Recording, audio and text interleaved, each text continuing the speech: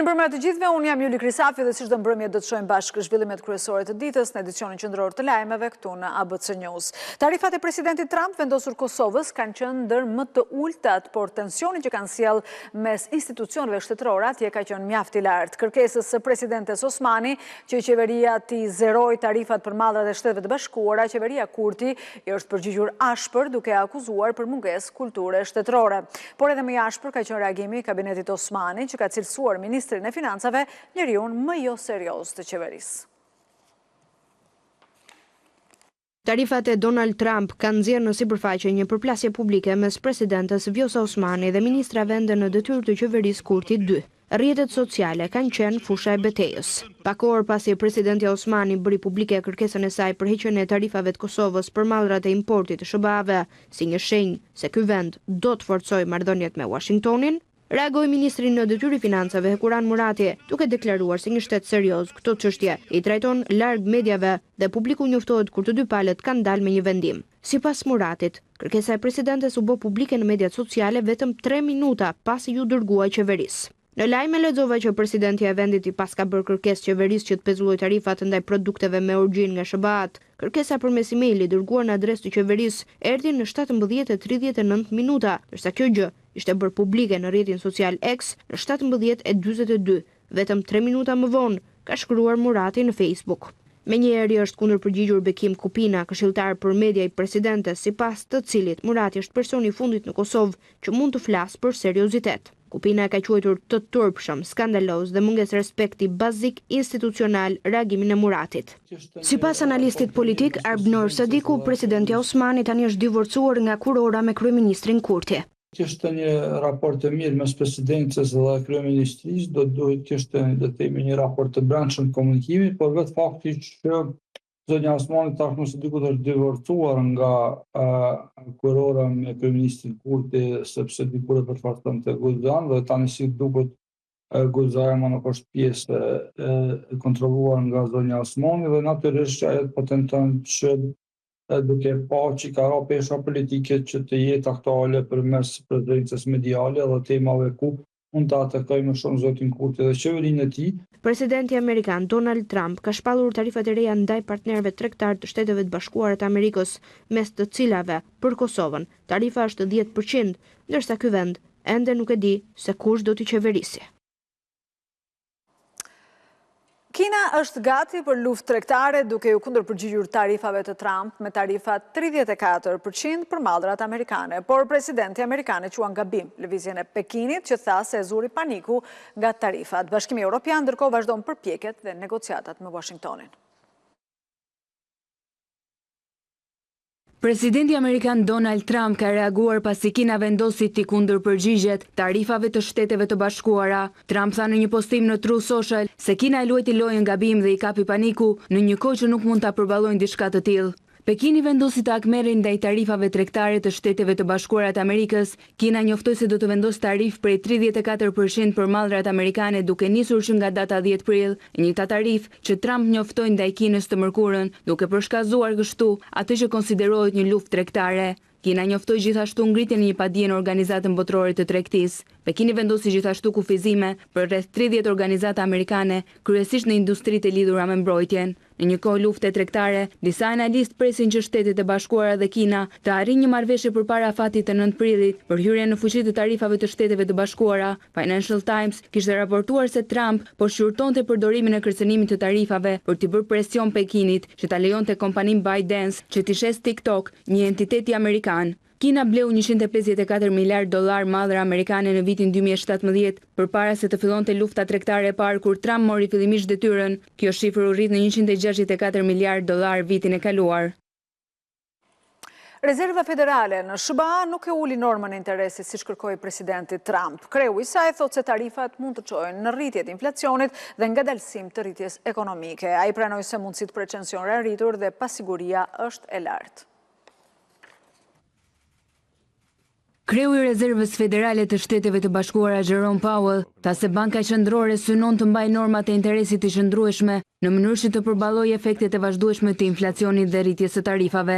Deklarata e tij erdhi pasi Donald Trump i kërkoi që të ulë normat e interesit. Powell theksoi se tarifat ka të ngjarë të çojnë inflacion më të lartë dhe rritje ekonomike më të ngadalt në SBA. Kreu i Rezervës Federale tha se ende nuk e ka të qartë si duhet të veprojë institucioni që ai drejton në përgjigje të situatës. Për mua nuk është e qartë në këtë moment se cila do të jetë rruga e dur për politikën monetare dhe ne do duhet të presim, tha ai. Powell pranoi se shanset për recesioni janë rritur dhe se pasiguria është e lartë.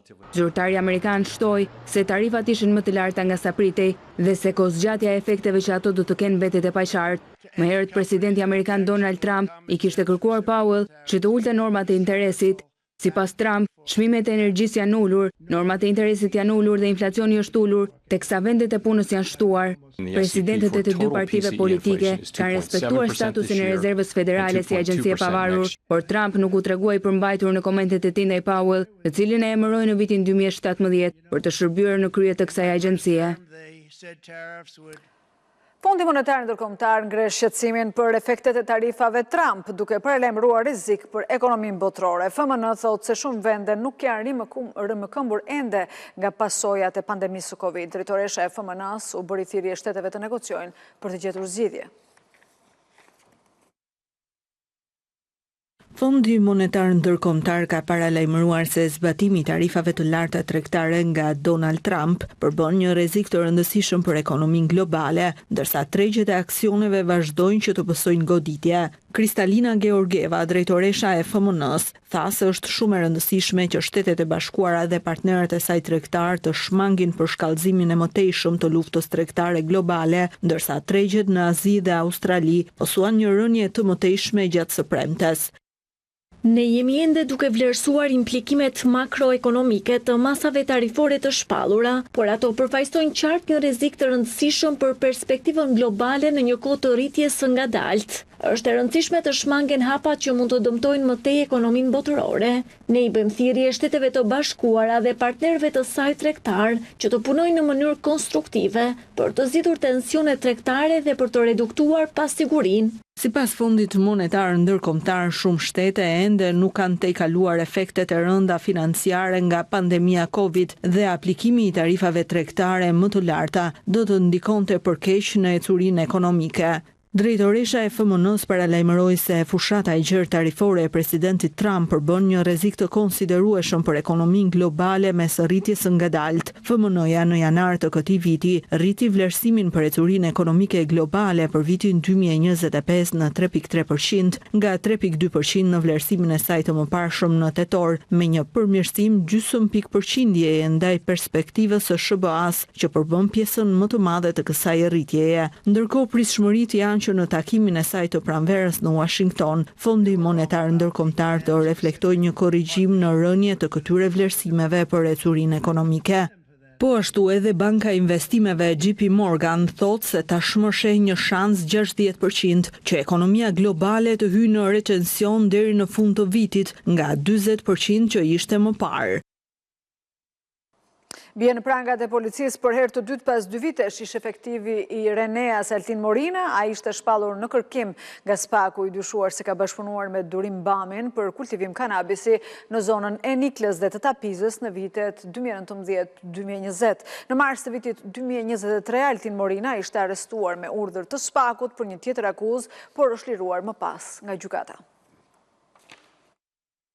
Ish efektivi i repartit special Renea Altin Morina është arrestuar mbrëmjen e të njëjtës nga policia e komisariatit numër 2 në kryeqytet pas një informacioni se ai ishte i armatosur. 45 vjeçari rezultoni shpallur në kërkim nga SPAK për veprën penale kultivimi i bimëve narkotike kryer në kuadrin e grupit të strukturuar kriminal. Gjatë kontrollit fizik, Altin Morinës ju gjet dhe ju sekuestrua një armë zjarri pistolet, ndërsa policia ka arrestuar edhe një 25 vjeçar që ishte në timonin e makinës me të cilën lëvizte Altin Morina për veprën penale për krahja e autorit të krimit. Ish efektivi i forcave Renea u shpall në kërkim në 17 maj të vitit 2024 në kuadër të operacionit të revanshi si pjesë e grupit të Durim Bamit në Nikël. Në dosjen revanshi, sipas SPAK, Altin Morina ka bashkëpunuar me Durim Bamin për kultivimin e kanabisit në zonën e Niklës dhe të Tapizës në vitet 2019-2020, kohë kjo kur ai ka qenë në detyrë si efektiv kolektiv i forcave Renea. Altin Morina është i njohur për drejtësinë pasi u arrestua edhe në mars të vitit 2023, pasi në makinën me të cilën po lëvizte ju gjetën 113.000 euro që fillimisht u dyshuan se vinë nga aktivitetet kriminale, por pas arrestimit ai siguroi disa fatura bankare, duke justifikuar se parat i kishte marrë borxh tek një biznesmen. Altin Morina rezulton gjithashtu se është përjashtuar edhe në vitin 2015 nga policia e shtetit për ushtrim dhune dhe mos zbatimin e urdhrit të eprorit, por Morina u rikthye në detyrë nga gjykata administrative e apelit, madje ka arritur t'i marrë shtetit si dëm shpërblim edhe 8 paga.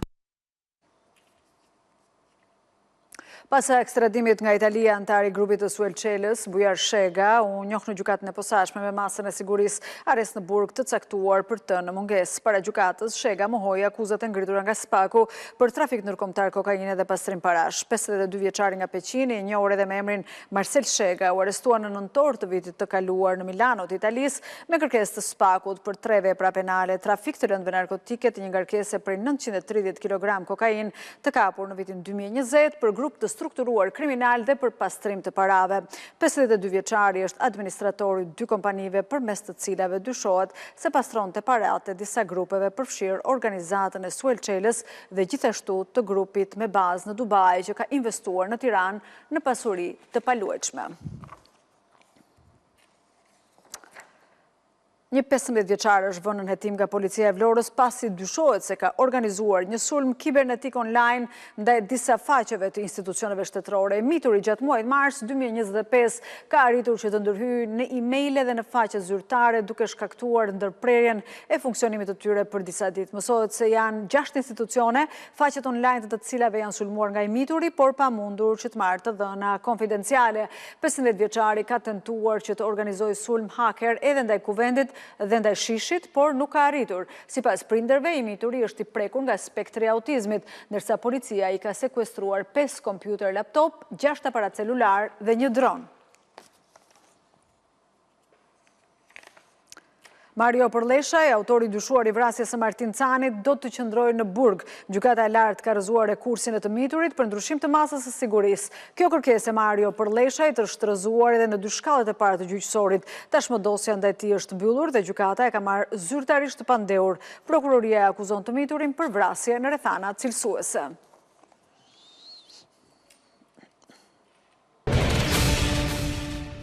Komisioni Qendror i Zgjedhjeve miratoi ngritjen e 7 komisioneve për administrimin e votave të diasporës që do të numërohen nga 37 grupe numëruesish në vendin e përcaktuar tek Parku Olimpik. Secili prej tyre administron votat e emigrantëve të njëse 2 qarqeve sipas regjistrimit të tyre në Shqipëri. Dërgimi i fletëve të votimit për diasporën pritet të nisë në fund të javës tjetër. Komisioni Qendror i Zgjedhjeve miratoi këtë të premte sasinë e fletëve të cilat do të prodhohen për votimin brenda Shqipërisë. Numri tyre do të jetë i barabartë me atë të zgjedhësve, duke shtuar 2% edhe për shkak të mundësisë që ndonjëra prej tyre mund të dëmtohet. Referuar pikës 4 të neli 97 të kodit zgjedhor, sasia e fletëve të votimit që do duhet prodhohen për çdo qark, për zgjedhjet brenda territorit të Republikës së Shqipërisë, për kuvend datës 11 maj 2025, duke shtuar atë të 2% mbi numrin e zgjedhësve, është 3.534.792 fletë votimi. Sa i përket votimit nga jashtë, në Parkun Olimpik do të ngrihen 7 komisione zonale të administrimit të zgjedhjeve dhe 37 grupe për numërimin e votave të diasporës. Për sa i përket grupeve të numërimit të votave nga jashtë, 10 do të jenë për Tiranën, 5 për Fierin, 4 plus 1 rezervë për Elbasan dhe Kukës, 4 plus 1 rezervë për Durrës dhe Gjirokastër, 2 plus 1 rezervë për Korçë dhe Dibër, 3 plus 2 rezervë për Vlorë dhe për Lezhë, dhe 2 plus 2 rezervë për Shkodër dhe Berat.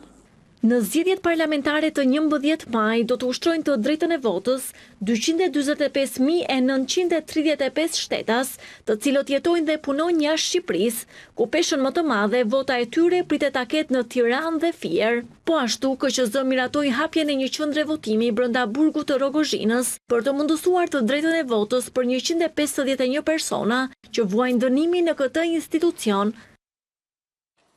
Bashkimi Evropian thotë se Shqipëria ka performancë më të mirë nga vendet kandidate për antarësim në Bashkimin Evropian. Brenda vitit 2027 pritet të mbyllen negociatat e antarësimit. Kryeministri Rama thotë se duhet të shfrytëzojmë faktin që dera EBS është e hapur për të bërë pjesë e familjes europiane. Shqipëria është vendi me performancën më të mirë në procesin e integrimit. Kështu deklaroi presidenti i Komitetit Ekonomik dhe Social të Bashkimit Evropian, Oliver Ropke, i cili tha se viti 2027 për mbylljen e negociatave është objektivi i arritshëm për vendin tonë.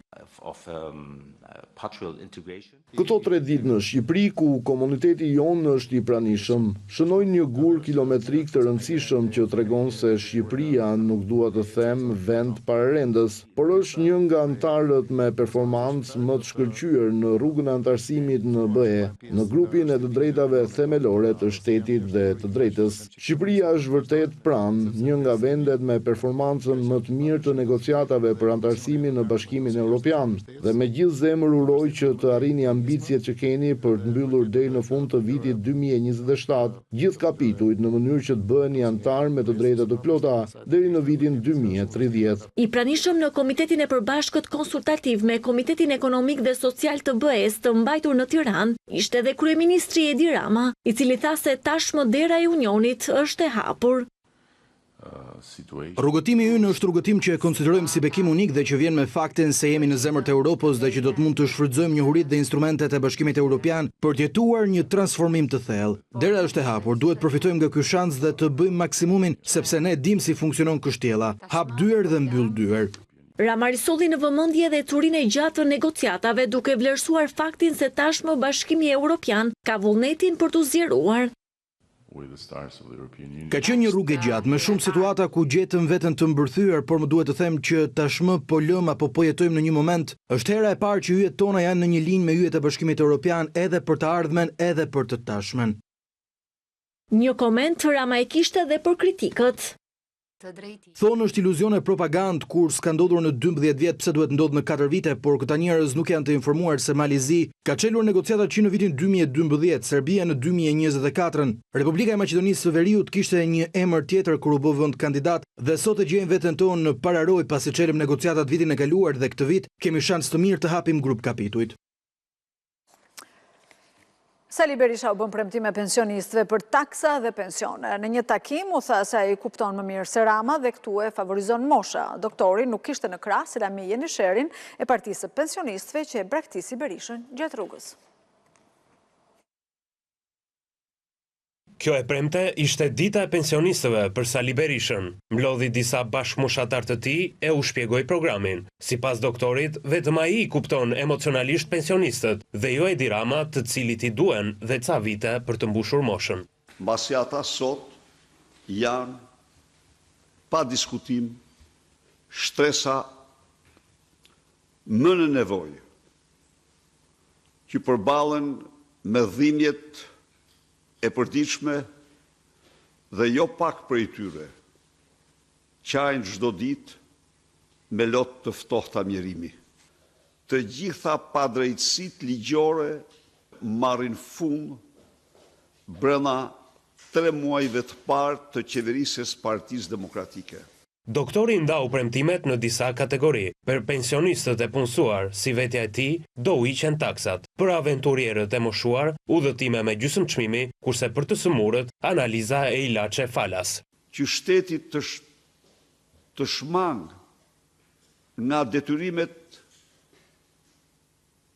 nga detyrimi fiskal të ardhurat që ata krijojnë pas daljes në pension, pagat që marrin pas daljes në pension. Dhe unë do ju premtoj atyre udhëtim me gjysmëçmimi në të gjithë Shqipërinë.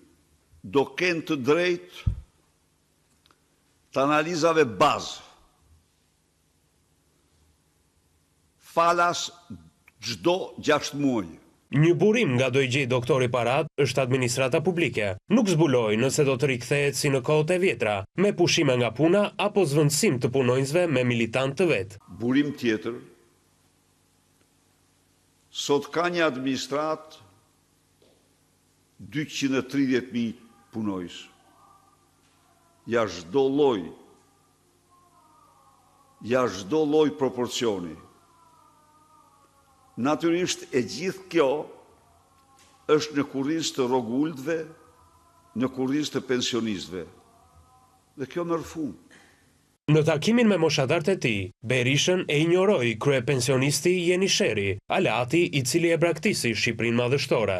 Në kohën kur doktori mbante takimin, ai ishte parë pak metra larg me një çantë të zezë dhe biçikletën e tij pink. Por Berisha e pranoi se kjo është vetëm dita e tij dhe kërkoi që të paktën të premten të mos merren si me Ramën apo dhe me Bashën. Mundësisht për programin sepse qytetarët nuk janë të interesuar as për zhapit, as për hardhucat, as për idilin e dini vetë. Nisja e gjykimit për dosjen Partizani, ku i pandehur është Sali Berisha dhe dhëndri i tij, po zvaritet prej disa muajsh. Seanca paraprake në gjykatën e posaçme është shtyrë sërish për në datën 11 prill për shkak të mungesës së avokatit të Jamarbër Maltezit, ndërka gjykata e lartë rrëzoi kërkesën e Berishës për ndryshim të gjyqtarëve që do të shqyrtojnë rekursin e tij për masën e sigurisë detyrim paraqitje. Shtyhet për të disatën herë vendimi për kalimin ose jo për gjykim të dosjes së privatizimit të kompleksit Partizani, ku i pandehur është marrësh kryeministri Sali Berisha, dhëndri i tij Jamarbër Maltezi dhe 3 persona të tjerë.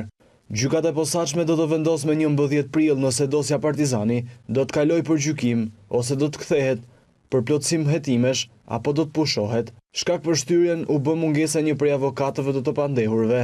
Kreu i Partisë Demokratike i ka kërkuar leje prokurorisë së posaçme për të mos u paraqitur të hënën e 7 prillit në zbatim të masës së sigurisë, pasi ka ftesë për të qenë në Strasburg në Asamblenë Parlamentare të Këshillit të Evropës. Nga ana tjetër, gjykata e lartë ka rrëzuar kërkesën e mbrojtjes së Berishës për përjashtim të gjyqtarit Ilir Panda e Sokol Binaj nga shqyrtimi i rekursit për masën e sigurisë detyrim paraqitje caktuar nga apeli i posaçëm. Në gjykatë të lartë, ish-kryeministri kërkoi heqjen e masës së sigurisë detyrim paraqitje me argumentin se nuk ka asnjë kusht apo kriter që të qëndrojë në këtë masë. Që nga dhjetori vitit 2023, Sali Berisha është marrë i pandehur nga SPAK për korrupsion në dosjen e aferës Partizani, pasi akuzohet se me veprimet që ka bërë të paligjshme i hapi rrugë privatizimit të ish-kompleksit sportiv Partizani, ku përfitues është edhe dhëndri i tij Jamarbër Maltezi, i pandehur gjithashtu. Shqipëria do të jetë pjesë e një projekti të madh hekurudhor që do të përfshijë 39 vendet e Europës. Projekti përbëhet nga 5 linja kryesore që përshkohen nga trenat të shpejtësisë së lartë, ndërsa vendi ynë do të jetë një stacion i linjës Lisbon-Kiev. Ekspertët europian e vlerësojnë si një nga projektet më të mëdha të shekullit të 21. Një projekt ambicioz që lidh 39 destinacionet e Europës me trena është prezantuar nga një grup ekspertësh. Përmes linjës hekurudhore të trenave me shpejtësi të lartë, veriu, jugu, perëndimi dhe lindja e Evropës do të jenë më afër. Projekti përbëhet nga 5 linja kryesore në kontinentin e vjetër: Napoli, Helsinki, Lisbon, Kiev, Madrid, Stamboll, Dublin, Kiev dhe Milano, Oslo. Rrjeti që është quajtur Star Line, i konsideruar si një tub evropian, përfshin edhe Shqipërinë. Tirana do të jetë pjesë e linjës Lisbon-Kiev. Kryeqyteti shqiptar është stacioni 8 nëse nisesh nga Portugalia dhe i 6 nëse nisesh nga Ukraina. Tirana është kështu pjesë e rrjetit me qytete të rëndësishme evropiane si Lioni, Milano, Roma, Zagrebi, Athina, Sofia e Bukureshti. Shumë kanë stacionet të Romës dhe Milanos. Kjo linjë i mundson Shqipërisë gjithashtu lidhje me linjët e tjera që përshkojnë qendrën dhe veriun në kontinentin evropian. Instituti me bazë në Kopenhag, që ka prezantuar, e ka quajtur këtë projektin e shekullit 21, që do të funksiononte si një sistem metroje, duke rivalizuar transportin ajror të kontinentit. Starline ndryshon mënyrën se si evropianët e perceptojnë kontinentin e tyre, jo si një koleksion kryeqytetesh të largëta, por si një rrjet i vetëm, me lëvizje të shpejtë, ku çdo lidhje, qoftë për njerëzit apo mallrat, është e lehtë për t'u arritur, janë shprehur ekspertët. Ndërsa projekti duket tepër ambicioz, një sistem hekurudhor në mbar Evropën do të ishte jashtëzakonisht i përdorur nga udhëtarët. Qytetet nga skajet e ndryshme të kontinentit do të ishin në këtë mënyrë shumë afër. Sipas propozimit, Helsinki dhe Berlini janë vetëm 5 orë larg në vend të udhëtimit të plot ditor që kërkon për momentin. Sistemi i ri do të jetë rreth 30% më i shpejtë se udhëtimi rrugor dhe hekurudhor aktual, me trenat që funksionojnë me shpejtësi 300 deri në 400 km/h. Starline 21 është gjithashtu edhe një projekt mjedisor. Transporti është një nga sfidat më të mëdha klimatike të Evropës. Sipas Agjencisë Evropiane të Mjedisit, në vitin 2022, sektori kontriboi në rreth 29% e emetimeve totale të gazrave ster të BE-s. Fluturimet me distanca të shkurtra mbeten mënyra më e përdorur e transportit për miliona njerëz. Pavarësisht e hekurudhat me shpejtësi të lartë, emetojnë deri në 90% më pak dioksid karboni për udhëtim. Vende si Franca dhe Austria kanë filluar të kufizojnë fluturimet me distanca të shkurtra, ku ekzistojnë alternativa hekurudhore, por ndikimi vërtet kërkon një qasje kontinentale, thot grupi ekspertëve. Projekti duket tepër ambicioz dhe mund të kërkojë disa dekada për të realizuar në të gjithë kontinentin. Nga SBA vinë sërish sinjale të zbutjes së toneve të shtëpisë së bardhë ndaj NATO-s. Në samitin 2 ditor të Aleancës, sekretari Marco Rubio tha se Shtetet e Bashkuara të Amerikës mund të punojnë me aleatët për të tejkaluar dallimet, por Rubio tha se pret rritje të shpenzimeve për mbrojtjen nga vendet anëtare të NATO-s.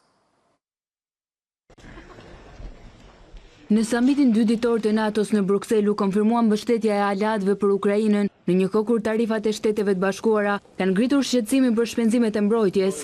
Sekretari amerikan i Shtetit Marco Rubio tha se SBA dhe aleatët mund të punojnë për të tejkaluar dallimet mes tyre. Ne gjithmonë përpiqemi që të bëjmë miq. Këto janë miq prej kohësh dhe njerëz me të cilët kemi punuar për një kohë shumë të gjatë dhe kjo do të vazhdojë. Ne kemi disa dallime mendimesh, por miqt kanë dallime në mendime dhe ne do t'i tejkalojmë. Në lidhje me shpenzimet e mbrojtjes, ai tha se SBA nuk pret që aleatët të arrijnë brenda natës objektivin 5% që Donald Trump ka kërkuar. Ne mendojmë se kjo shifër është ajo që duhet të shpenzojnë aleatët e NATO-s, që të përballen me kërcënimet që vetë i kanë identifikuar dhe artikuluar, por ne nuk presim që kjo të ndodhë brenda natës. Sekretari amerikan i Shtetit përsëriti edhe se nuk përjashtohet përdorimi i forcës për të marrë Groenlandën në rast se ishulli, që është pjesë e mbretërisë së Danimarkës, kërcënohet nga Kina apo Rusia. Sekretari i përgjithshëm i NATO-s Mark Rutte në deklaratat e tij u përpoq të shmang komentet mbi tarifat e SBA, të cilat mund të ndikojnë në mënyrë të konsiderueshme në ekonomitë e aleatëve të NATO-s. Ai tha se detyra e tij në krye të NATO-s është të mbrojë vetëm territorin e aleancës. Në samitin në Bruksel u përsërit qëndrimi se paqja në Ukrainë duhet të arrihet përmes forcës, teksa ministrat e jashtëm të Francës dhe Britanisë akuzuan Rusinë se po vonon armëpushimin dhe thanë se Putin e detyrohet një përgjigje të qartë Shteteve të Bashkuara. Ministri i jashtëm i Ukrainës Andrej Sybiha tha se vendi i tij e mbështet pa kusht armëpushimin e propozuar nga SBA dhe theksoi se duhet presion ndaj Rusisë në mënyrë që edhe ajo të pranojë paqen.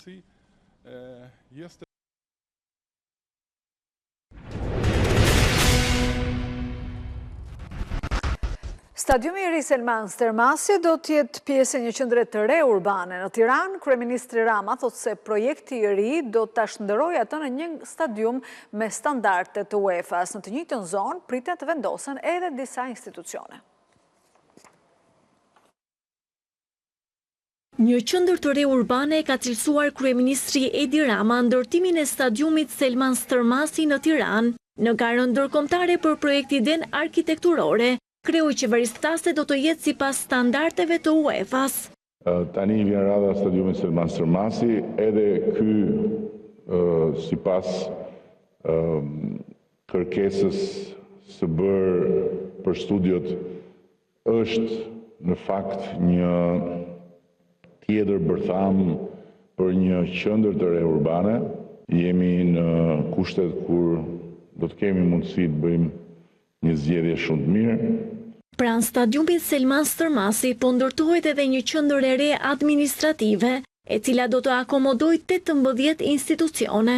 Procesi për ndërtimin e godinës së re të kadastrës, biblioteka e re kombëtare, një konkurs që do të shpallet së shpejti për sa i përket zhvillimit privat në funksion të investimit në bibliotekën e re kombëtare. Punohet dhe është në kantier Akademia e re e futbollit, Akademia e Manchester City të Durrës. Kreu i qeverisë po punohet për ndërtimin e parkingjeve të reja, jo vetëm në kryeqytet, por edhe në Bregdet. AIC-ja do të shpalli dhe proceset për ndërtimin e një sistemi të ri parkimesh në kryeqytet dhe në Bregdet, një sistem i ri parkimesh ku ne do të përfshim të gjithë arkitektët ndërkombëtar që janë pjesë tani më e përditshmërisë tonë dhe që janë një rrjet i jashtëzakonshëm. Ish sekretari përgjithshëm i Federatës së Futbollit të Kosovës, Taulant Hodaj, ka reaguar ashpër pas skandalit në Kongresin e UEFA-s në Beograd. Ai thotë se heqja e flamurit të Kosovës ishte një shkelje e simboleve dhe se nuk kishte asnjë reagim me dinjitet nga federata. Heqja e flamurit të Kosovës në Kongresin e UEFA-s të mbajtur në Beograd vijon të krijojë polemika. Radhës së gjatë atyre që kritikojnë veprimin e organizatorëve serb, por edhe reagimin e munguar të Federatës Kosovare, i shtuar ish sekretari i përgjithshëm i këtij institucioni Taulant Hodaj. Ky i fundit, i cili më parë ka qenë dhe avokati i Federatës, ka reaguar me anë të një postimi në llogarinë e tij në Facebook, duke thënë se simbolet e Kosovës u shkelën. Ashtu siç u pa qartë në Beograd, simbolet dhe respekti për Kosovën u shkelën në mënyrë flagrante, ndërsa mungoi një reagim proaktiv dhe protestë dinjitetshme nga Federata e Futbollit të Kosovës. Vërtet i lig veprimi i Serbisë, siç është e lig edhe ekzistenca e një federate paralele në Kosovë dhe Metohi, brenda statutit të Federatës së Futbollit të Serbisë, me figura si Rajdojčić, që kanë drejtuar gara paralele në Kosovë. Hodaj gjithashtu ka treguar rrugën që të tilla ngjarje të mos përsëriten në të ardhmen. Për të shmangur përsëritjen e këtyre skenarëve të papranueshëm, është imperative që Federata e Futbollit të Kosovës të kërkojë në mënyrë aktive nga UEFA dhe organizatorët respektimin e plotë të statutit të trajtimit të barabartë. Në mungesë të një iniciative të tillë, ne si futboll kosovar dhe si shtet diskreditohemi dhe gjendemi në pozita të pafavorshme. Ndryshe nga Federata, në Kosovë kanë reaguar institucionet të tjera si Ministria e Sportit dhe Komiteti Olimpik, që ka kërkuar sqarime detajuara nga UEFA për situatën e ndodhur të njëjtën në Beograd. Ju ftoj të ndiqni radion ABC News në valët 105 FM. Do të përdiqoheni me zhvillimet e fundit në 105 FM.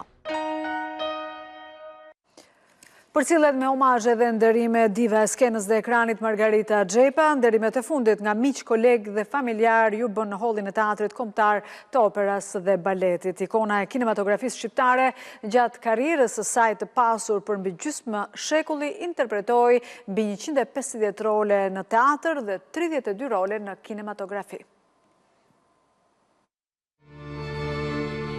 Përmes një ceremonie simbolike të thjesht në hollin e teatrit të operës dhe baletit, i jepet lamtu mira margaritarit të çmuar të skenës dhe ekranit, fisnikes Margarita Xhepa. Nderi kombit ka lënë pas një kujtesë të pashlyeshme në memorien e kolegëve, miqve, bashkëpunëtorëve e qytetarëve, të cilët patën fatin ta ndiqnin në rolet e saj në film e teatr. Përgjatë karrierës së saj të spikatur në 7 dekada, i biri Ndriçim Xhepa vlerëson energjinë e pasionin e saj. Mos u shqetëso, ulo. Ç'është kjo? Solla për të ngrënë. Roli i parë te filmi Shokët i kujtim qashët ka ardhur krejtësisht e rastishmi. Nuk ishte i menduar bile nga regjizori, sepse e ka pas një histori, edhe hyrja ime ka qenë në mënyrë të edhe të çuditshme edhe të menjëhershme. Ka qenë nga punët e para, viti 82 eksakt, por që ka qenë nga punët që la një shije të mirë të më vonshme, se unë atë kohë, me thënë të drejtën, e kisha i qikë që në ato fillime të punoja me të... Kishtë siklet?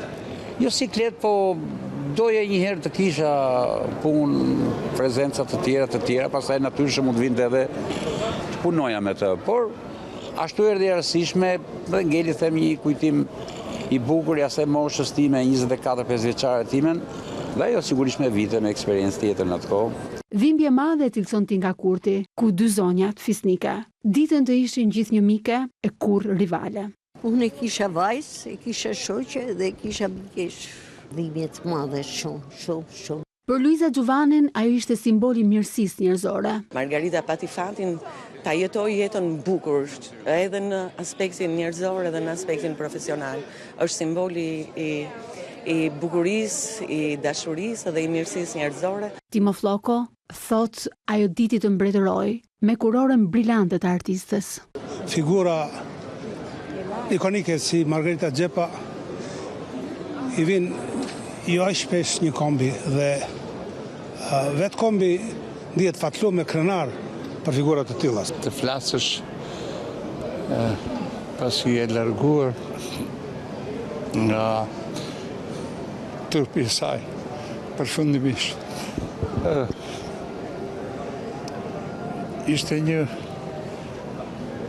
edhe do të mbetet, një zonjë e rënd e teatrit dhe ekranit shqiptar. Kam pasur rastin të jem regjizor në shfaqjen 6 vjeç Shtatzan, ku ajo me një rol të vogël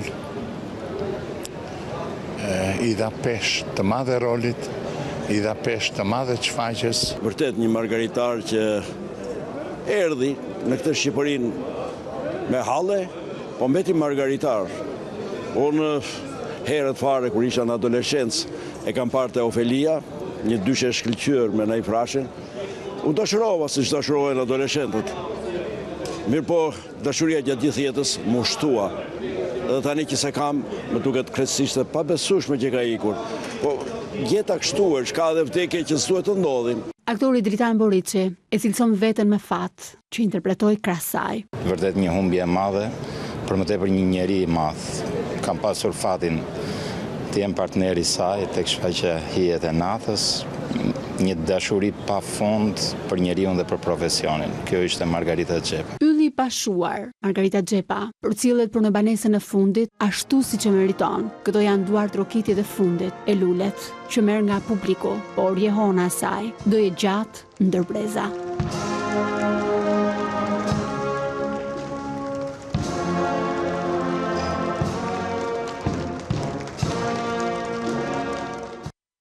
E mbyllim kështu me këtë homazh të ndjerë këtë edicion informativ. Me njerë pas pak në orë 20 vjen sheshi dollarit me Bardhi Sejdaras, ndërkohë për çdo informacion të fundit mos harroni të klikoni në faqen tonë të internetit abcnews.al, si dhe të na ndiqni në Radio ABC 105 FM. Bashkë mirë takofshim si gjithmonë të hënën në orë 19. Mirupafshim deri atëherë.